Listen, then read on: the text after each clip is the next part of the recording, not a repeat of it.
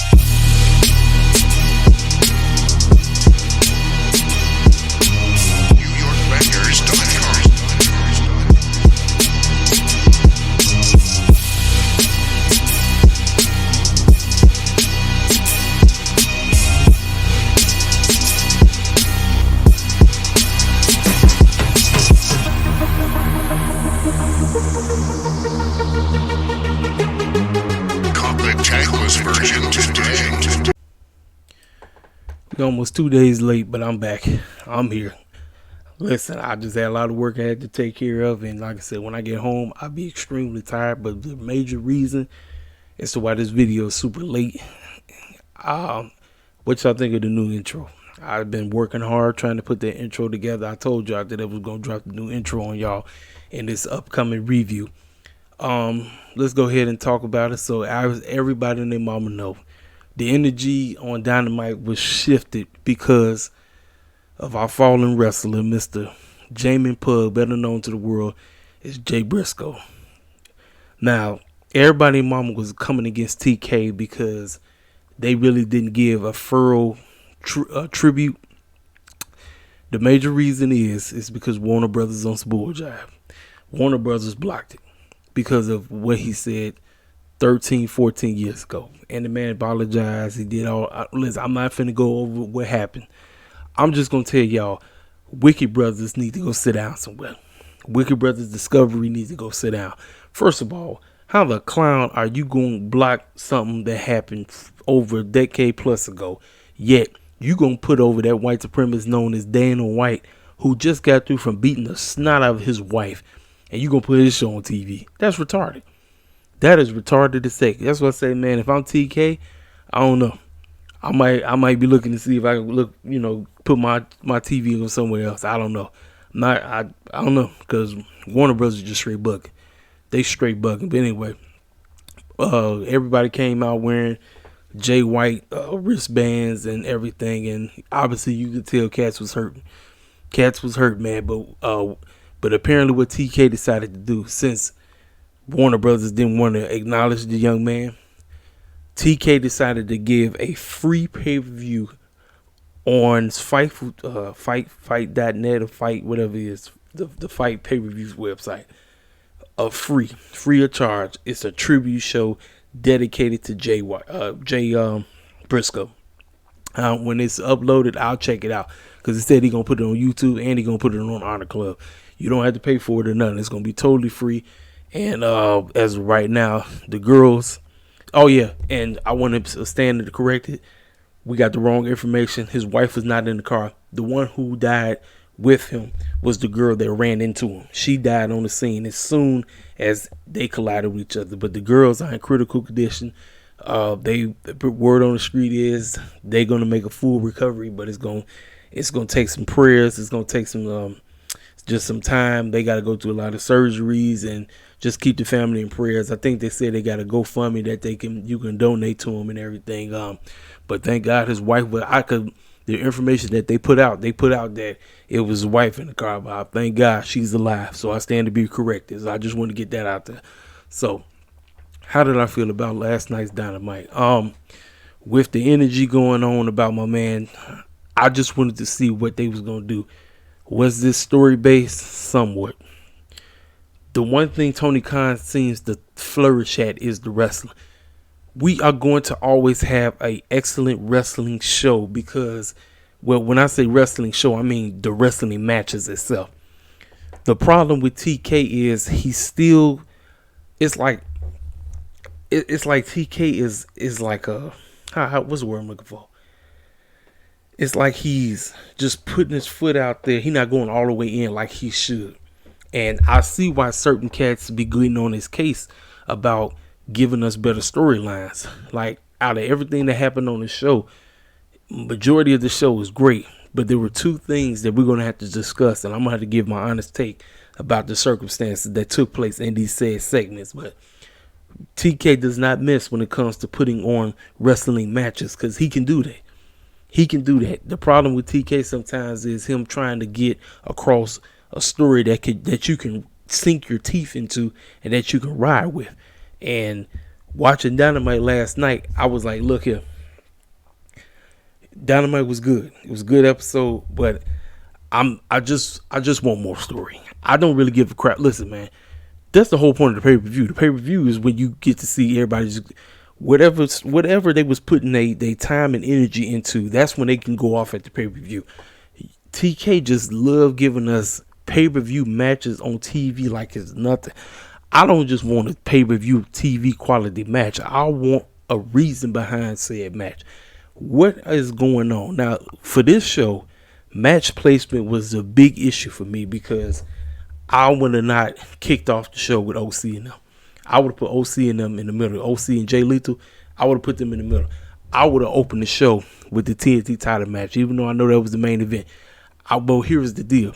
What I would have did was I would have started, because we don't always have to start off with a wrestling match. We gotta start off with something that's gonna sink our teeth into said matches that you give us. Wrestling it's a wrestling show. You're gonna always get wrestling, but we are supposed to be captivated by what you're trying to tell us. And I probably would have been cool with a promo segment or just something, maybe something that's happening in the back. Let us sink our teeth into it, and then boom, okay, now I know exactly why I should continue to pay attention to the show. Now the ratings was up; it was like 96, 900, 600, 600, something like that. So not quite a million, but right there. But this is why I want TK to get better at the storytelling, because I guarantee you, the characters and the storytelling is what's going to get people to tune in more to your program. So let's go ahead and break down this show. So we, like I said, we open up the show, Jay Lethal versus OC for the All Atlantic Championship. This is pretty solid match. So the storyline behind this, if you want to say story, Sanjay Dutt, Satnam Singh, and Jeff Jarrett cannot interfere in this match.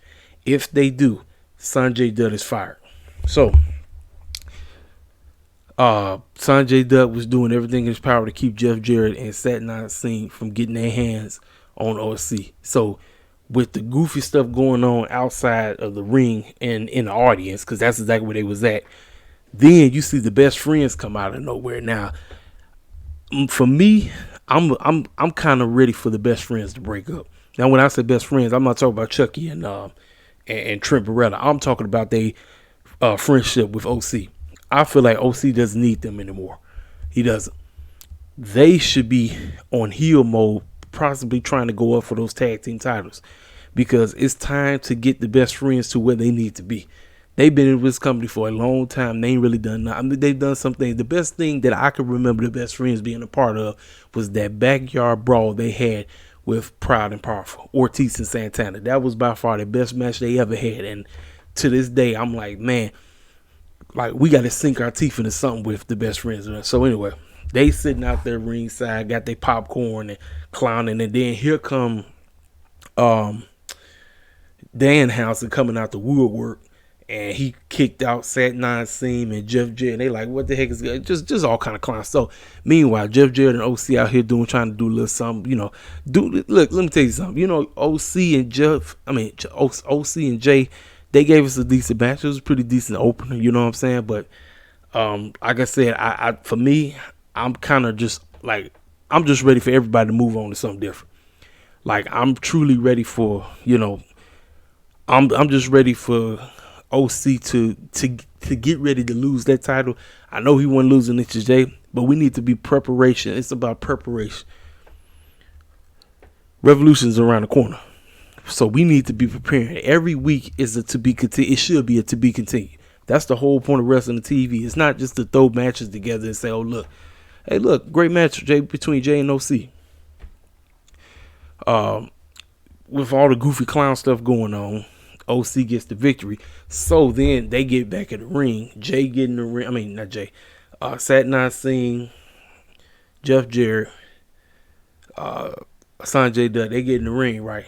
And they about to whack OC and all this crazy stuff. And Sanjay Dutt trying to get him to calm down and all this stuff.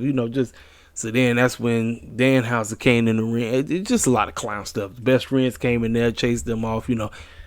I really don't know what we're doing with them. I honestly don't. I'm just, I'm watching and I'm like, okay, so we need to be putting some pep in our step with this situation right here. We really do. But decent match. It was good opening, you know what I'm saying? But like for me, I think we don't always have to open up with a match because that's one of TK's problem. TK always ready to open up with a match, and I'm like, no, man, like get us something to grab our teeth into, you know what I'm saying? So, like I said, I just talked about that. Just talked about all that right there. So, now we get a video package of Kushida versus Darby Allin. Now, most of us remember Kushida from NXT, and we knew that Vince McMahon wasn't going to do nothing, so he got kicked to the curb. So, he repackaged himself out back in New Japan. Obviously, this was the main event. I personally would have probably put this as the opener. I would have opened the show with this because they put on the banger. Kushida and Darby put on a great match, but I'll get to it. So speaking of great matches now, we all know Young Bucks are 2/3 of the Trios champions, right? They went against they black prodigies. You might as well call them that. Dante and Darius are pretty much the proteges of the Young Bucks. It's not even a question. Like, if you don't know that these cats have been basically putting them on and just letting them go, and obviously Dante was the one that was getting all the work in because Darius stayed hurt. But my goodness, man, they truly live up to their name. They really are top flight. They really are. It's like I can't do nothing but just take my hat off to these cats, man. And you know me, when it comes to the champions losing in non-title matches, I guess they just wanted to do this because everybody was always complaining about Dante and Darius looking like jokes. Young Bucks, top flight, they went in, ladies and gentlemen. They tore each other up. Spot here, spot here. I mean, listen, man, I wasn't even thinking that top flight was going to win. My mind just, Young Bucks going to. Young Bucks, because their mind was on Jay, they just say, you know what, we just going to put these young men over. And boy, they did. Darius and Dante get the victory. If we want, listen, here's the deal. I don't want to do it right now. But since everybody likes this, if I beat you, therefore I deserve a title match. Well, they did beat them. So, I believe AR Fox is also part of Top Flight. So AR Fox, Dante, and Darius, as long as Young Bucks and Kenny are still the Trios champions, maybe in a month or two we get that match. Maybe Dante and Darius could say, hey, Bucks, since we finally beat you, what do we say we challenge you all for those Trios championships on a special Rampage or a special... Rampage, because see, now one thing TK is trying to do, he's trying to make Rampage more watchable, and I got to give him props because The ratings are spiking up. They're not just doing 300 and 400. They close to 600K now on Friday night, which is good for TK now. But yeah, if we come back, we don't have to do it right now. We don't do it right now. I don't need it like, oh, we gonna rest. No. Spread that mess out. You can probably do this close to sometime later in February or something. I don't know. But hey, they can play, hey man, listen, since we beat you on Dynamite, how about me, Darius, and AR Fox take on y'all three for them trios championships on Rampage. Now you know they're not winning the titles, but I mean, hey, I wouldn't mind seeing it. But yeah, the Top Flight go over. They put them over. It was a great match, very good match. So then we come back. Now this segment right here had a lot of people scratching their heads trying to figure out what the heck is going on. The A-Boys came out. They claimed that they the best tag team on the planet. I bust up laughing. I said these fools are funny as heck. They came out there talking about they was riding a wave after they basically had FTR retire. But then we got destroyed. We got embarrassed last week by our father and these circus clowns called the Acclaim. And then as they running their mouth clowning, that's when the Acclaim came out. You know, Max and Anthony and Billy Gunn, they gonna do their thing, gonna do their raps and all this stuff, right? So the thing that got people really tripping is because the A-Boys really said, they really started getting their feelings. They was like, look, the only reason y'all are relevant is because you with our father. That's it. That's the only reason. So then they tried to clap back, and then that's when Billy Gunn said enough's enough. He got, not only did he get in the A-Boys face, he got into his own, the Acclaim. So after that, he said, we're going to have some kind of sit down. We're going to have something. And I'm sitting up here saying to myself, like, are we legit about to run this back? Like, I didn't really know what they was going with it, but I'm going to be honest with you. I'm not finna throw the baby out with the bathwater. I'm going to watch and see exactly what's finna transpire. I don't know. Maybe TK wants to try the A-Boys with the tag team title. Maybe he wants to. Maybe this is what we lead to. Maybe this leads to legit Billy Gunn officially letting go of the Acclaim. And that'll be the result of them losing their tag team titles. Cause that's what I mean. That's the only explanation I get. Cause outside of that, I really didn't know what the heck they was trying to tell. Like, I honestly did. I was trying to grasp it. I was trying to understand what was going on, but I was like, you know what? But here's the deal. I'm gonna let TK do work. I'm gonna let him give us a better understanding next week. Cause obviously this sit down situation that we're gonna get with, I think it said somebody we're gonna go sit down into a therapy session or something like that. So.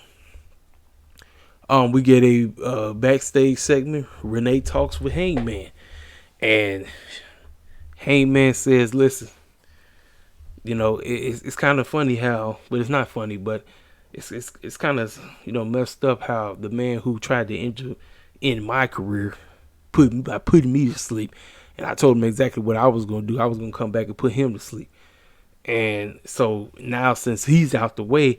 Now I can get back to rending relationships that I messed up. So everybody, I guess, thought he was talking about CM Punk. My mind went directly to Kenny and the Bucks. That's exactly where my mind went. So obviously as of right now, you know, I guess Moxley and Hangman, I don't know. I guess maybe we'll do it again later on. But Hangman really is thinking about getting back with but now I don't know where we're going. I'm not sure. It's a lot of things that are surrounding this story that you can do. And this is, I mean, heck, you can easily ease Punk back into the picture. Very easy. Very easy. Because he got beef with all these clowns. And more than likely coming back. It's just a matter of time now, ladies and gentlemen. It's just a matter of time. CM Punk will be back. I believe around Double or Nothing. But who knows? Maybe he might just pull up at Revolution. We get this matchup right here. We get Jake Hager taking on Mr. Absolute Ricky Starks. Yo, man, let me tell y'all something. Ricky Starks is the man. I'm rooting for this dude. I don't know what TK is going to do with him, man, but he's just a legit star. And Jake Hager did not look bad at all in this match. He did not look bad. They was going. You had all the clowns out there trying to cause a distraction. And as an update, we have not heard anything about Anna J. Tay wasn't there. Anna J was not there, so I don't know. We'll find out. I'm gonna have to check her Twitter page out to see, and I'll get back to you guys on my Rampage/SmackDown review. But yeah, with all the clown stuff going on, Jericho over there on commentary just talking crap about him and Action Andrade and all this stuff. Just sounding goofy as possible. Rick Starks ends up getting the pinfall 1, 2, 3 with the spear, takes him out. So then that's when all the goons came in there and they basically chased that man off. So then we get a video package of Adam Cole's comeback last week. Listen, man, I'm so grateful that the young man is back. Like I said, listen, ladies and gentlemen, now y'all see why I say I pray for these wrestlers every day. Who the heck saw Jay Briscoe get killed? Didn't nobody see that? This is what I'm talking about, ladies and gentlemen. Sorry to go off the subject. I'm really not off subject. But this is why I pray for the health of wrestlers no matter what.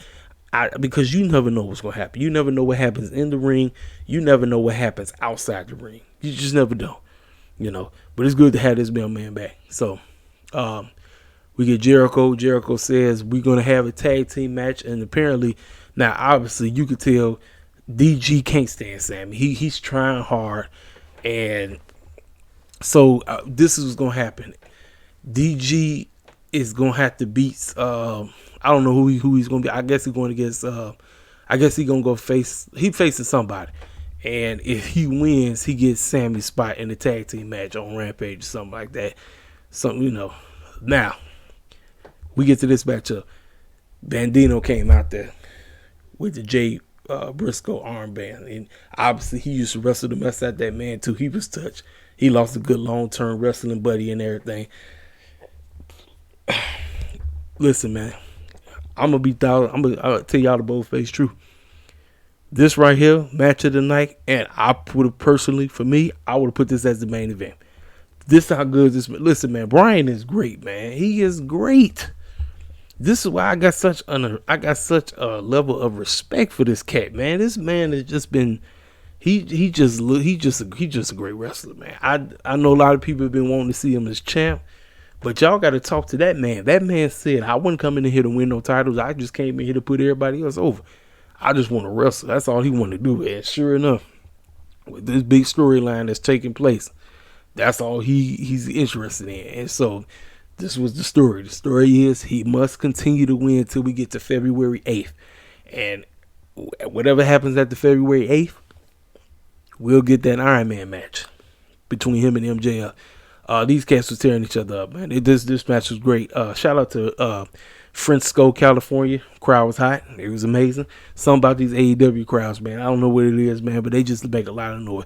That's when you know you got an excellent wrestling show, when the crowd is on fire, and that's basically what it was throughout the entire show. So kudos to them out there in California. Yeah, these cats, they tore each other up, man. It was a beat down. They tore each other up. Move here, move there, submission hold there, submission dog, you know, pinfall here, pinfall there. I mean, man, it was excellent. It was excellent, but Brian, he prevails. He comes up, and so then we get a backstage segment. We got MJF after the match. He cuts a promo, and this young man, now listen, after last week and him sounding like he was on some white supremacy bull jive, he came across like he was in a movie, and it sounds like he's about to be in a legit movie coming soon. He says, Brian, since you run your mouth and you think that because you can wrestle so good and so long that I can't hang with you, or you think I'm just a punk or something like that, right? Well, you haven't met Mask MJF, because you're going to learn who I really am if you continue to succeed in this situation. The way how he cut that promo, he came across like he was just like in a straight movie. Like you can feel exactly what he was saying. I said, this is why this young man is, he's beyond his age. Like you would think this dude was like an old time legend in the game or something. Dude, he about to turn 27 this year. Homie, a young man. He's 27, man. Listen, I'm looking forward to it. Just keep the thing going. Keep it going. That's the name of the game. So then We get the video package about what took place last week, and with the women, and now this is where a lot of people was really upset.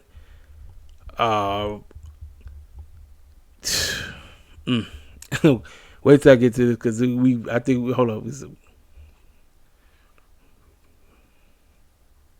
the second with the girls. So while they was talking, everything that happened last week, our minds went, okay, she's about to go heel, right?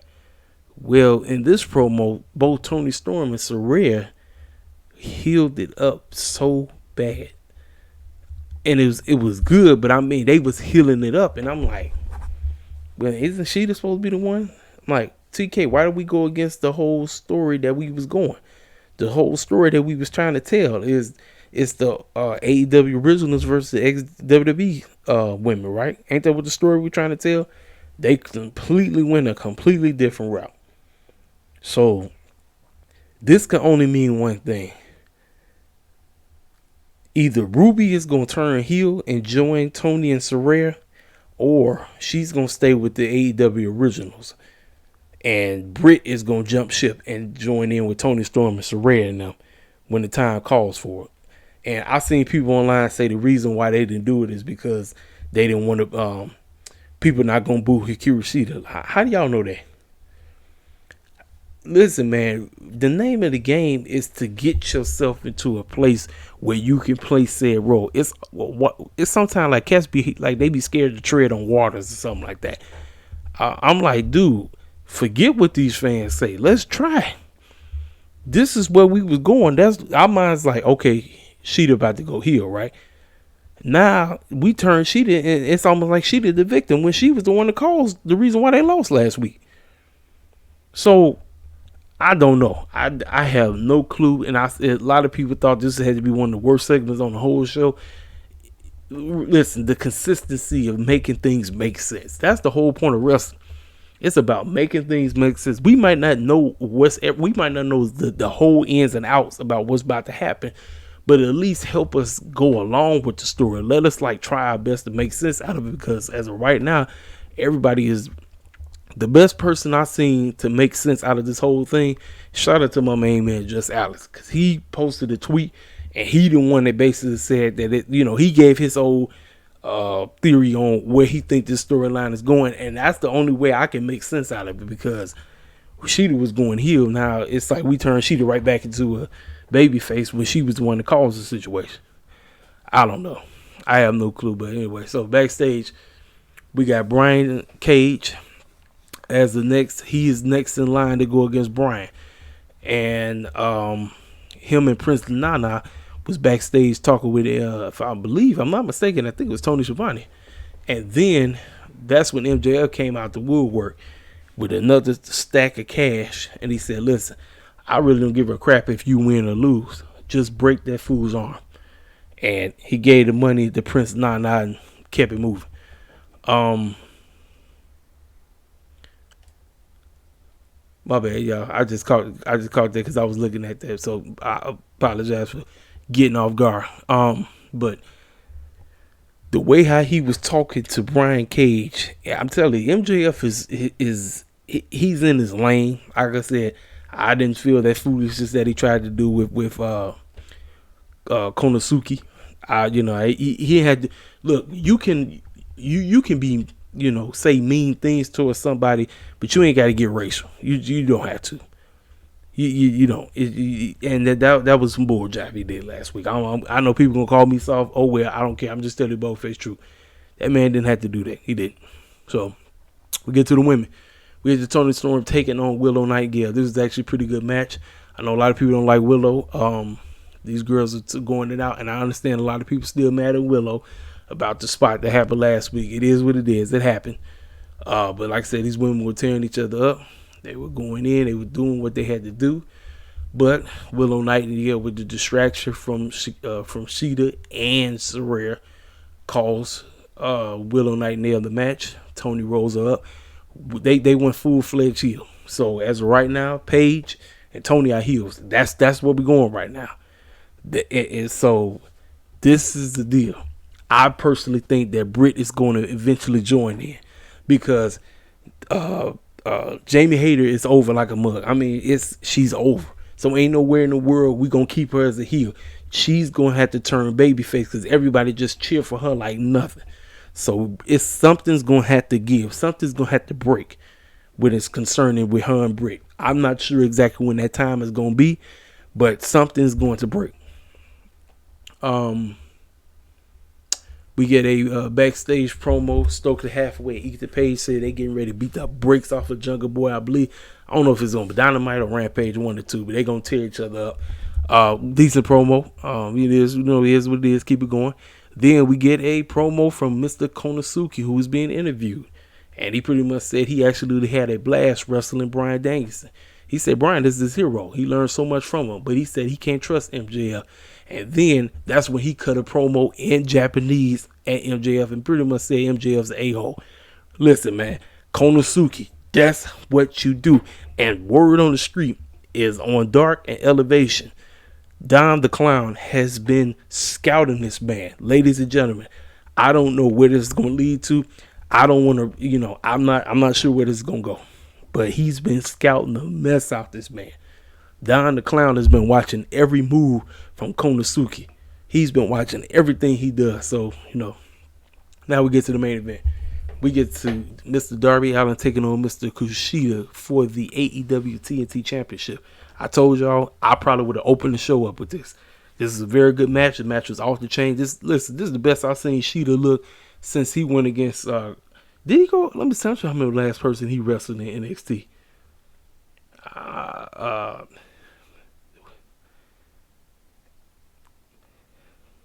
Was it? I'm trying to remember. Who was the last person? I don't remember.